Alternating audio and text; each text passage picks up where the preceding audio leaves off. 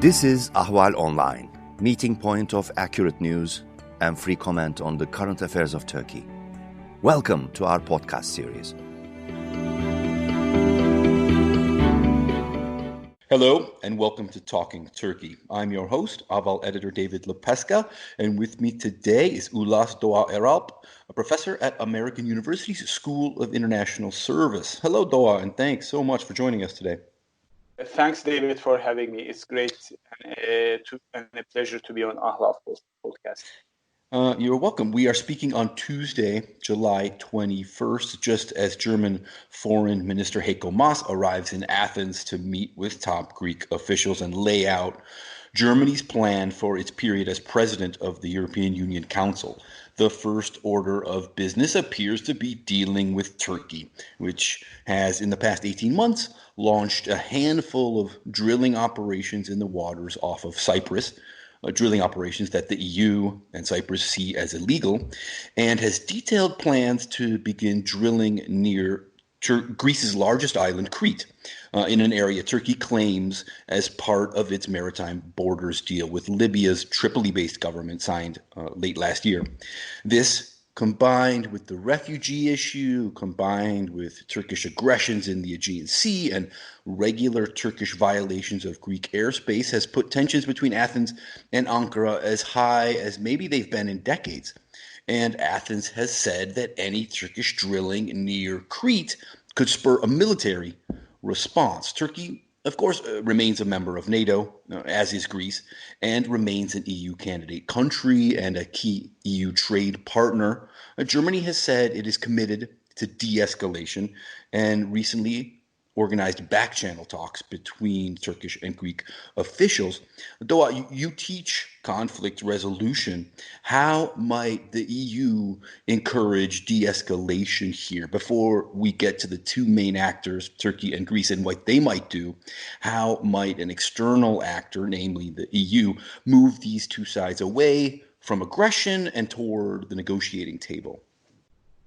Well, I think that's a great question to start our conversation with, because one of my earliest academic studies actually have been on exploring the role of European Union as a mediator. And by then, that was in 2004, that was the case of the reunification talks in the island of Cyprus, and whether you could have played a role in bringing the two parties together. And I will not necessarily change my conclusion from what I said about 16 years ago. No, EU cannot play the role of a mediator because EU is already an interested secondary party, and it has been vis-a-vis the Turkish-Greek relations since the failure of the reunification process in the island of Cyprus in 2004. What it could do, and that's what the Germans could play, a constructive role as an interested secondary party. But Turkey, to start with, would not necessarily accept that role, and Germany's, let's say, initiative in that sense, vis-a-vis looking into the portfolio of other third-party actors who could actually play a constructive role, then we need to look back now a little bit earlier to 1996, the EMEA-Kardak crisis at the time, and the type of role, constructive role played by the United States under the auspices of the NATO, where both countries are members. So the way we look into the EU initiative today from the perspective of a conflict resolution opportunity, I think what needs to be done is a realistic calculation of to what extent such an initiative could actually play a role in bringing the parties together. So what Germany could do, actually, Germany could reach out, and obviously this could have been much easier if there hadn't been a Trump administration in Washington across the transatlantic and pressure Turkey to ease a little bit off on Eastern Mediterranean. Yet, what we see when we look at the Trump administration's reactions in Turkey's maneuvers in Eastern Mediterranean, actually, they do quite the opposite. They actually see it as an opportunity for the U.S. to reposition its forces in the Eastern Mediterranean, and seeing Turkey's encroachment in Eastern Mediterranean to ward off Russians. So that by itself is quite destructive. So obviously at this moment, it looks like the German initiative is all we got.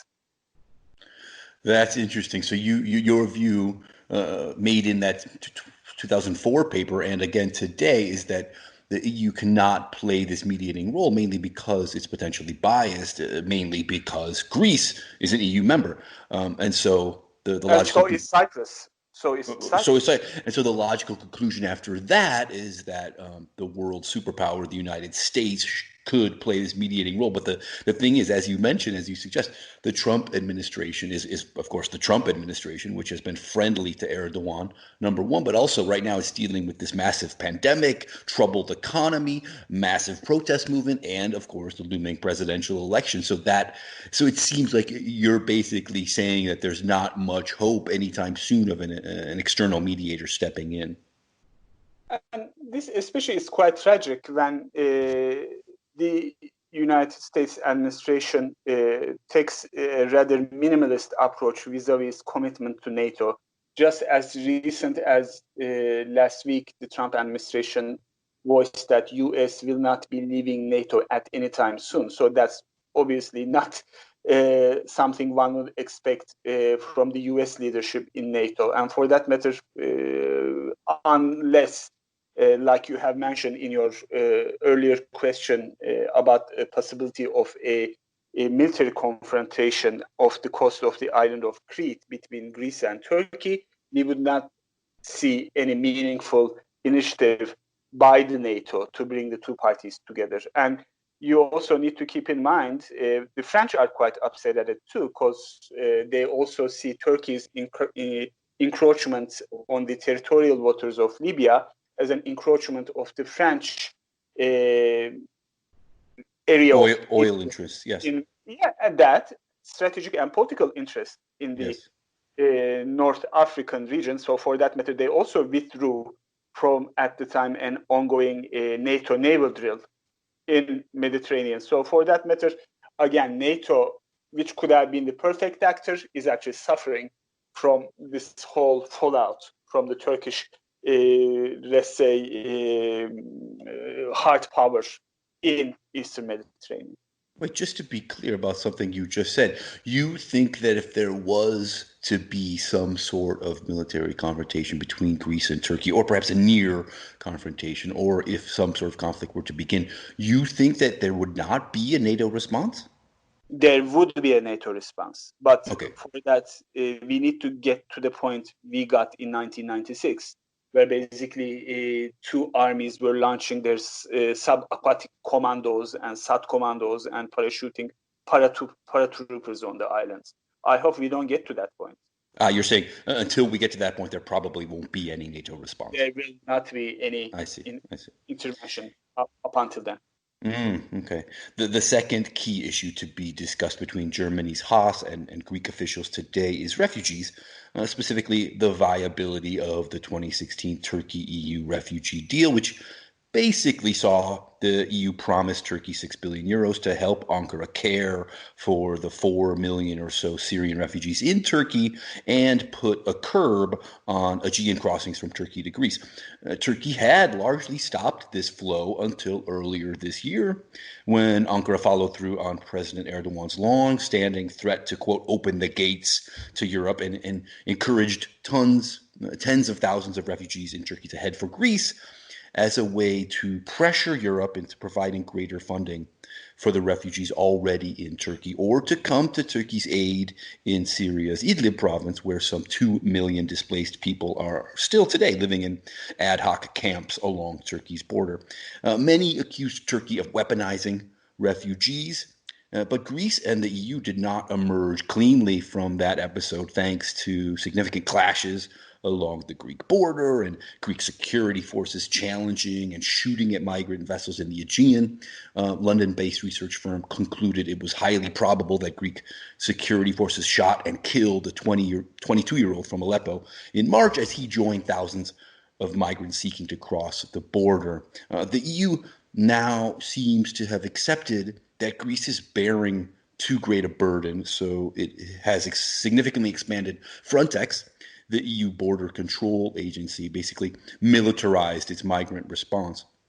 How do you see all this, Doha? Who's more to blame for the chaos along the border earlier this year? And how might the EU take some of the burden off of Turkey, which is hosting so many refugees still, and Greece, which has been described as Europe's shield?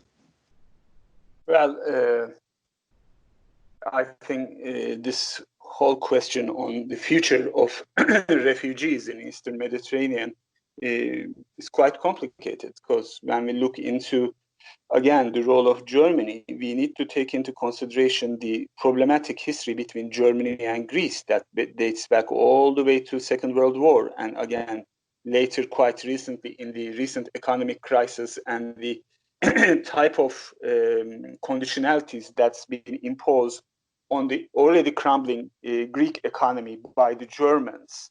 So obviously the new government, the Mitsotakis government in Greece, had to openly call out to Germany, saying Greece is no longer that Greece of the economic crisis, and they no longer are willing to make that many concessions in return for a significant chunk of economic aid from Germany, not only obviously to kind of curb up the negative fallout from the pandemic, but also from the fallout from the lack of tourism income, and also how they have to deal with this refugee issue. And when you look into those videos, really sad videos of Greek ultra-nationalists, Greek fascists welcoming, quote unquote, the Syrian refugees that arrived to the island of Chios with crosses and saying, go back to where you come from, Germany, again, has to bring in such a significant chunk of economic aid to Greece that the concerns of the Greek islanders, especially those of those extreme right-wingers, be met, and they, for that matter, be able to contain this right-wing backlash against the refugees. And no wonder then certain rogue elements within the Greek security structures end up shooting at these refugees, because they, like you mentioned, see themselves as guarding the gates of Europe against the invading hordes of Islamic barbarians, quote unquote. And Erdogan, being the cunning politician for decades now, is very much aware of this division and divisiveness within the European Union, and basically leveraging that divisiveness to his own benefit. And back in March, when he actually threatened Europe to open the gates so these tens of thousands of refugees would start flooding EU, he knew... Not even threatened him, he actually did it. But yeah, sorry, please go on.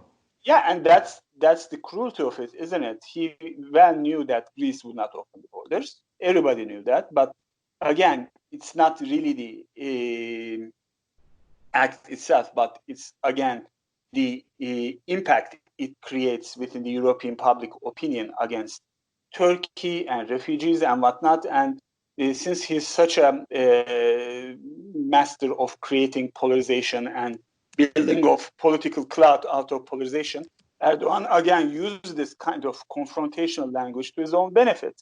And for that matter, when we look back and now actually look this week, how Germany could kind of respond to Greeks' concerns against this impending refugee flow into Greece, the best they could do is provide unconditional economic aid to the already flailing Greek economy. When you look into the recent numbers of tourist arrivals, if I'm not mistaken, you may need to check that number, it's only 12% of what it was last year. Last year, this time, I was vacationing in the island of Corfu. Let me tell you this much, I'm now in Washington, D.C. Mm-hmm. So, yeah, I mean, the country has to deal with such uncertainties. And as you are very well aware, when countries go through such periods of economic downturn, it's rather to the advantage of the politicians to further scratch the nationalist concerns. And it may also work in favor of the Greek government to push for a little bit more confrontation with Turkey, not only on this refugee issue, but also, like you mentioned earlier, on the encroachments near the territorial waters around the island of Crete. Right, as you suggest in your response, Turkey so far seems to have done pretty much whatever it wants in the Eastern Mediterranean, around Cyprus, in terms of refugees, and gotten away with it. This, of course, is in part because Erdogan holds in his hands this threat of another massive refugee wave, which could upend European politics and, as you say, spur the further rise of the far right. It seems like until this threat is removed, to some extent, the EU's hands are tied. It can't really do much. So short of welcoming, opening its doors, opening its borders to 2 or 3 million more refugees, is there anything the EU can do to remove this weapon from Erdogan's arsenal or to reduce its power? Well, again, you see, the question is not whether and what EU could do against Erdogan, but I think it's, again, more has to do, and this always have been traditionally EU's own weak point, kind of this projecting its own policies to its rivals, but it's rather EU's own weakness vis-a-vis its effectiveness on implementing its policies. It has to get its act together and put strict ordinance on its member states on the type of quota that each member state should accept, how many refugees and whatnot, and be able to govern as more of a political entity, which obviously, as of now, is quite an elusive goal, isn't it? Well, right, but the EU has tried this, right? And it mostly hasn't worked. Yeah, and that's why, right, the best alternative to the existing or non-existing EU policy vis-a-vis refugees is Germany pulling out more money off of its coffers, or the European Central Bank in Frankfurt, and provide direct support to the running of these refugee camps and look for different ways of integrating these people into the European society, as they, to be honest, quite successfully manage in Germany. But obviously, there's no such appetite in Greece. And again, going back to the Turkey question, Erdogan government feels that it's actually, and honestly, I do think they believe in that, they're doing a great favor to EU by keeping these folks in Turkey. And for that matter, I think they're quite okay with Germany's silence vis-a-vis Turkey's policies in Syria, because Erdogan is quite, again, straightforward about it. Like, oh, you know what, I'm going to put these 2 million folks in that territory controlled in Idlib, and they're not going to bother you. So for that matter, you better remain silent vis-a-vis my policies in the Eastern Mediterranean, in Libya, in Syria, and obviously with this whole Eastern Mediterranean encroachment. And that's why I would argue there are certain members within the European Union who are silently okay and happy about Turkey is spreading its wings in Eastern Mediterranean. That's why so far we hadn't really seen any meaningful action against Turkey, aside from obviously a few MEPs voicing their concerns in European Parliament, calling for the immediate cessation of talks, negotiation with Turkey for EU accession, which obviously is a non-starter because there really is no negotiation. So they're at a position of null, let's say, policy. So for that matter, again, EU does not have much to offer to Turkey. But if they play and get their act together, maybe this time under German leadership, which obviously would also have to go through a significant change with the retirement of Frau Merkel in a few months, if I'm not mistaken, then they again need to reevaluate their positions, which again is quite ambivalent. Another issue between Turkey and Greece is Hagia Sophia, which was built by the Greek-speaking Byzantines in 537 as a cathedral, and it was an engineering marvel and the world's largest building at the time. With the Ottoman conquest of 1453, it was converted into a mosque, and then nearly 5 centuries later, it was converted to a museum under Ataturk's purportedly secular Republic of Turkey.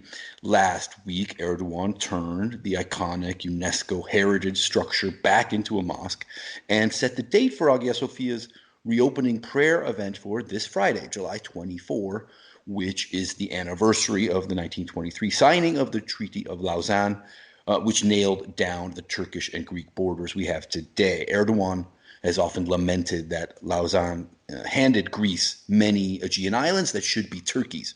So this date setting seems to highlight that.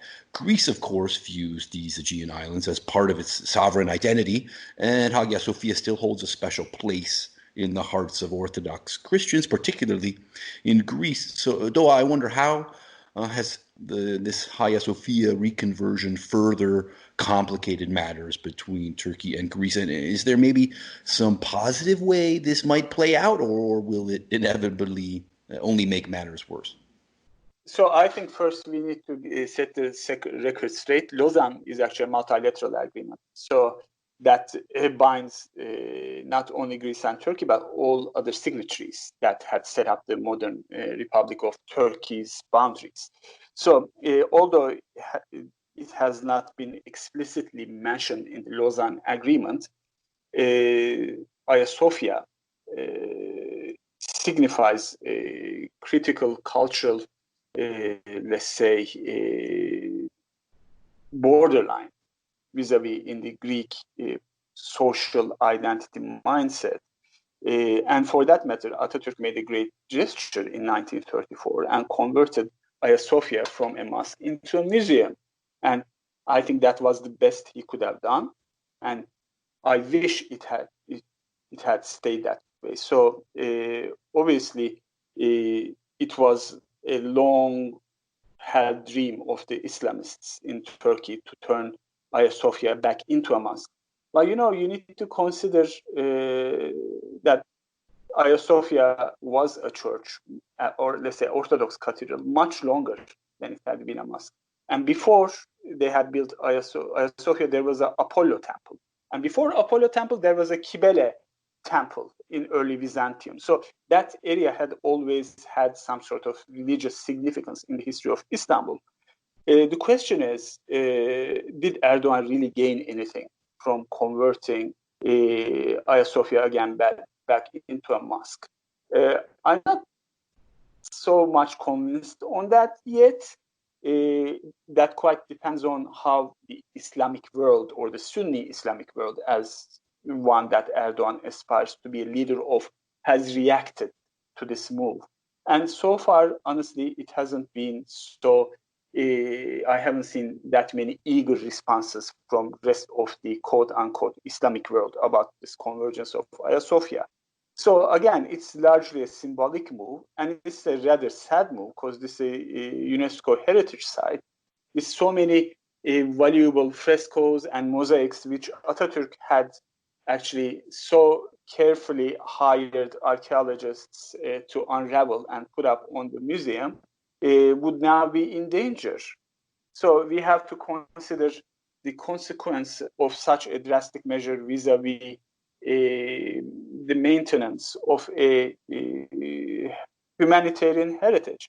So, and furthermore, it rightly upset a lot of Greeks because it has a very significant, let's say, critical value to the Greek political mindset. It's that long-lost capital of the Greeks with the long-lost greatest Greek Orthodox cathedral that ever was. So wherever you go in the world where there is a Greek Orthodox community, we have it right around the corner where I live in Washington, D.C. There's a St. Sophia Cathedral. So there's this kind of very core, integral part Aya Sofia plays in Greek political mindset. And this further really diverges the two neighbors in the foreseeable future. What could be done? And in the eventual change of power in Turkish politics in a post-Erdogan world, what could be done is maybe allow for the Christians worship in Aya Sofia as well. So create an environment where both religions and both faiths could practice their religions. That's the max that could be done. Otherwise, the type of step Erdogan did take would not necessarily allow for reconverting Aya Sofia into a museum. And that, I believe, for a large extent, is also the responsibility of the Turkish opposition, mainly the People's Republican Party, that they did not really do a good job in defending the secular values of Atatürk's republic against Erdogan's Islamist politics. And even in the eventual change of government, I don't think they'd be daring to turn Aya Sofia back into a museum. And that's really the tragedy of Turkish politics. And right, because it's also really, kind of a symbol of nationalism. Absolutely. And, like when I look into the Turkish nationalist movement parties, leaders, Bahçeli's statement today in the parliament, how he says, the souls of Fatih Sultan Mehmet, the conqueror, and his professor Akşemseddin's souls would be in the Aya Sofia mosque's Friday prayer this week. I mean, this type of cheap imagery would be something you would see in 1970s. There's this famous actor called Cüneyt Arkın. He would play in these awful Turkish movies. There you would see this kind of imagery. That's the quality of kind of this like cheap nationalist rhetoric that comes from. And they think it would still sell, but my impression is young people do not really care much about this because people really don't have much to spend, neither today nor tomorrow. So this actually is a rather tragic and costly move that wouldn't really necessarily bring much to Erdogan. And forget Erdogan to Turkey in the long run. Yeah, you talk about how this reconversion has possibly been received in the Muslim world. This past weekend, an Islamist history professor in Turkey called for the tearing down of the centuries-old Christian frescoes and mosaics in the Hagia Sophia, now that it's a mosque again. This, to me, dovetailed with the broader idea that with the Hagia Sophia reconversion, along with Turkish government officials taking a stand recently against LGBT people, and perhaps even with Erdogan's Libya intervention in support of the Muslim Brotherhood-linked groups, Erdogan seems to be increasingly moving toward a conservative, anti-Western position, embracing this position more than he had in previous years. The Turkish relations with the West, specifically the United States and Europe, are already quite problematic, as we've discussed before. But I wonder if you see this Aya Sofia reconversion possibly opening up further fissures between Islam and the West. You already mentioned how it's problematic to Greeks, but I wonder if there might be an even broader potential impact and if that might be part of Erdogan's objective. Obviously that is. And you see its repercussions when you look into the Russian Foreign Ministry spokesperson's comments on how wrong such a move and had been reconverting Aya Sofia into a mosque. You see already repercussions of such a move. But you also need to take into consideration Turkey has started relying more and more on military in pursuing these kind of confrontational, assertive objectives in its immediate neighborhood. And that, I believe, is making Erdogan weaker vis-a-vis the military. And at the moment, it may seem quite the opposite, but what we see now, we see a more confident Turkish military emerging in the not only the planning but also the implementation of Turkish political objectives in the Eastern Mediterranean. The concept of a blue homeland, right? That kind of summarizes the Turkish political objectives in Eastern Mediterranean, reclaiming the Eastern Mediterranean as the blue homeland, as once was under the Admiral Barbarossa, under the magnificent Suleiman, right, in 16th century, where Turks controlled Eastern Mediterranean. Literally, this kind of right, this is sort of an anti-Western foreign policy approach that Turkey has applied. Yes. Exactly. So that, I believe, is also forcing Erdogan to kind of relinquish and kind of revamp his old allegiances of this rather regressive Islamist views, because his voter base also is shrinking, right? He's receiving less of an attention from the younger Turks as the economy is going bad. And then he's kind of now started appealing to the mindset of these 60-plus-year-olds who were in their mid-40s when they first brought Erdogan into government. But a whole generation changed. And this actually signifies this kind of rhetoric, Erdogan's weakness. And it also points to the rise of Turkish military as, again, a kingmaker in Turkish politics. That's something that's not necessarily be talked as much. You see this vis-a-vis Turkey's politics in Iraq, in northern Iraq, and in Syria against Kurds, right? Against this perceived threat of rise of Kurdish politics in Iraq and Syria, and not so much as was the case in, let's say, 5-10 years ago. Civilian Turkish bureaucracy no longer has much say on the way Turkey creates its politics, but it's rather this ultra-nationalist, militaristic alliance that calls the shots in Eastern Mediterranean, in North Africa.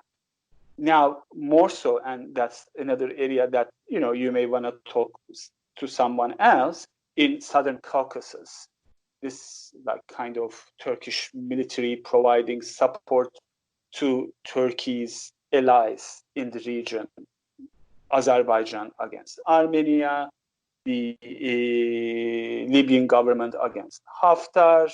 Then again, you have in Syria, it's these little groups fighting against Assad and the Kurds. These different client states that Turkey sees as, and especially this ultra-nationalist alliance sees as kind of this re-emergence of some sort of a Turkish power in Eastern Mediterranean. Again, then circling back to your earlier point about whether EU could play a role in bringing parties in Eastern Mediterranean together, I think it's already a long gone conclusion that Turkey does not see EU as a credible platform through which it could negotiate, as the negotiations had stopped a long time ago. And that by itself actually was a significant factor in Erdogan retracting from his democratic or pro-democracy, pro-liberal policies in late 2000s. So we have to see this kind of two-way relationship between EU, Turkey, and between Turkey and Greece, that it's not only Turkey, but it's also European Union's reluctance in moving ahead with Turkish candidacy that pushed Turkey to re-embrace this ultra-nationalist politics. And we see the consequences of that today, unfortunately. Let's close the discussion by returning to where you began, the underlying issue between Turkey and Greece, Cyprus, which Turkey invaded in 1974 to head off an Athens-backed coup. Turkish forces took control of a sizable chunk of the northern part of the island, which today is the Turkish Republic of Northern Cyprus, recognized only by Turkey, while the southern part of the island is, of course, the Republic of Cyprus, an EU member state. Hopes of reaching a resolution to the Cyprus issue have waxed and waned for decades. You mentioned the 2004 failed talks. But with the discovery of significant natural resources in the Eastern Mediterranean and around Cyprus, as we have mentioned, there have been real hopes of a breakthrough on all sides, from Cyprus, Turkey, Greece, and the EU, that they would be driven to consensus by the promise of natural gas revenues. But that hasn't happened, as Turkey has felt that Turkish Cypriots have been left out of Cyprus' efforts to profit from the natural gas, and Turkey has taken matters into its own hands, launching several of its own drilling operations, as we've mentioned earlier. There are, of course, other issues to resolving Cyprus, such as demilitarization and the return of Greek Cypriots to their homes in the north. But I wonder if you think this issue, natural gas resources in the area, could still be a spur toward a resolution on Cyprus, or whether it's too late. I think both parties kind of dream too much, really, David. I mean, we need to take into consideration the times have changed, right? In the US, we are now talking about Green New Deal. We have much bigger problems as a planet that we need to deal with, right? Climate change. Now it's 37 Celsius in Washington, D.C. It's super hot. And main reason for that, as everyone knows, is our dependency on fossil fuels. So hydrocarbon resources and its possible leverage by these actors, so many actors, right? There is Israel, there's Egypt, there's Greece, there's Republic of Cyprus, then there is Turkey, then there is Libya, is not... You could even say Italy and France as well. Yes. Yeah. Count them, right? ENI, then there's the French. It's not going to happen.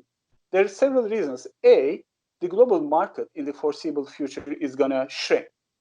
There's not that much of a market left in the foreseeable 2 decades for hydrocarbon fields. We just tend to forget. They try to have these like risk assessment done vis-a-vis the demand today. But 2 decades from now, right, when you look into the political and military risks involved in making this project a reality, it would take 2 decades, really, let's be honest, for them to really have this pipeline going and distributing. There wouldn't be that much demand left, right? So who are they going to sell this hydrocarbon? Back to Egypt, right? Back to these semi-developed MENA countries so that they could develop their economies. And there isn't really much of a purchasing power in these countries. So I wish for once, these like middle powers in Eastern Mediterranean, instead of looking into their like, let's say, short to mid-term advantages and like their interests, they try to see and grasp a larger perspective on things and stop spending money on these rubbish goals, really, if you ask me. You know, because how would that look? I mean, how would that look? What do you mean? How would they act more with the long-term vision in mind? I mean, if you ask me, I would stop drilling for hydrocarbon. I mean, obviously, I'm not the head of any. This has really the political objectives of making these dreams a reality, surpass the economic, let's say, rationality aspect of these projects. It had too much of a political chip that none of the parties are really willing to take a step back. Obviously, what would have worked as maybe 10 years ago in 2008 when Noble Energy, which has recently been, by the way, yesterday acquired by Chevron, $5 billion. Right. They made the first discovery in the area, yes. Yeah, and then they later on, it's too much of a risk, and they withdrew last year from the project, right? What would have happened if they actually everybody could have got together, agreed on a common platform and be able to sell this gas, and that would have been used as for the public benefit of the whole island and Eastern Mediterranean. That did not happen, and as you know, the main reason for that was the Arab Spring and the whole divergence of Turkey more as an ardent Ahval supporter, and the whole sets of revolutions that shook from Libya to Egypt to Syria, and then we know the rest of the story. So this hydrocarbon drilling lost its, in my view, economic rationality. In a way, just exactly because these actors turned into a political bargaining chip. And again, Erdogan and the ultra-nationalist military alliance in Turkey knows quite well, as long as they continue sabotaging the possibility of making this a reality, the less rationality of economic, let's say, value of this project would be at hand for the European partners. So that's their policy. They're just going to continue sabotaging these drilling initiatives, and regardless of who really would run the EU, whether it's the German presidency or whoever comes afterwards, it's not going to change the fact. And I think what Turkey hopes within the next decade or so, the appetite of the global energy markets would cease for hydrocarbons, and they would drop this altogether. And that's typical Erdogan policy, unless they provide a chunk of, let's say, interest, Turkey on the negotiation table in running this kind of energy platform together. You're almost turning this whole thing on. You're almost turning this whole thing on its head and saying that the EU should, in a way, just ignore Turkey's aggressions in the Eastern Mediterranean and Crete and around Cyprus, because in a decade or so, when this natural gas is finally able to come to a market, those markets won't see it as very valuable, as very profitable. Is that right? And also, Russia would not allow for it either. I mean, we tend to forget this. Like, the there is a huge dependency on Russian natural gas, especially on the side of Germany. So what these and in Turkey as well. And in Turkey as well. And what these companies hope to achieve, by these companies, I mean those energy companies that had contracted with the Republic of Cyprus, with Israel, with Egypt, and other partners, right? Hope is like they would provide an alternative, let's say, channel to European countries who receive. But by then, within a decade, the market would be oversaturated and already would be too diversified when you look into the 2030 goals, SDGs that's been set up, and Germany already promised to be carbon neutral. Okay. But set aside those companies. That's not really what is Turkey trying to do? What does Turkey want? It sounds like you're saying to some extent Turkey is aware that these resources might not be all that valuable. So what then is Turkey really trying to do in the Eastern Mediterranean and around Cyprus and Crete? Turkey is trying to sabotage the deal so that, they will say, stop sabotaging the deal and come to the negotiation table with us. Let's create a partnership, right? It's like, this bully in the schoolyard, right? He just needs to, he thinks by acting more aggressive or throwing, rocks at kids, he thinks kids would be interested in playing with him. Yes, so you don't think Erdogan really believes that Turkey will be getting considerable natural gas revenues anytime in the near future? He believes, and not only him, right? Ultra-nationalist alliance behind him believes that Turkey has the legal, let's say, right in its access to these hydrocarbon resources through its involvement in Cyprus. So they believe in that, regardless of how irrational it may seem. And for that matter, they make their position known by sending these drilling ships with huge Turkish flags painted on their board and whatnot, right? They're saying, we are here. You may not like to see us, but we are here. And without us being in the table with you guys, you're not going to make this a reality.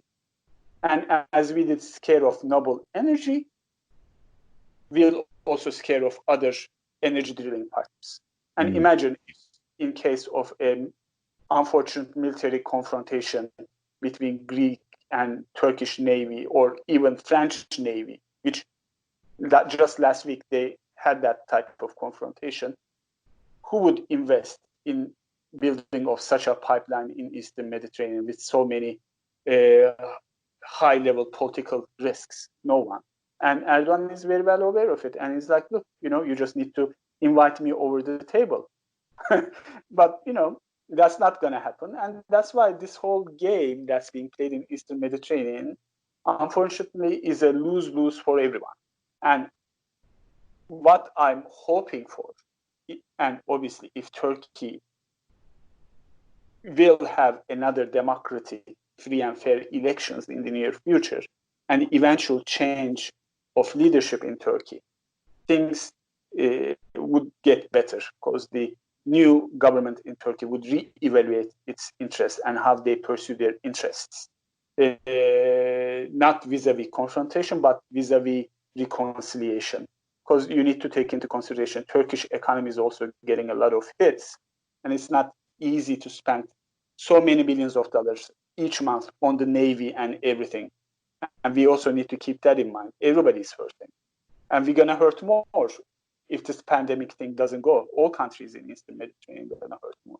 So, and I think there is going to be soon some sort of, I hope, epiphany within the Turkish political structure that, we could still pursue our interests, but not necessarily via confrontation, but maybe, via understanding whether we could offer certain olive branches and get something in between. And as is, nobody's benefiting.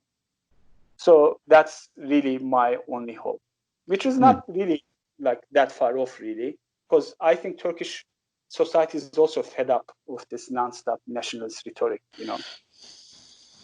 So, but it's interesting that you see Turkey's aggressions in the Eastern Mediterranean, Cyprus, and so on, as less about an effort to take advantage of these hydrocarbon resources than simply an assertion of sovereign rights, leading to whatever it may lead to. That's interesting. But I think we've gone far enough with our discussion. We could probably continue for another hour. But thank you so much, Doga Eralp of American University. It's been a real pleasure talking to you. Thanks a lot. Thanks for having me, David.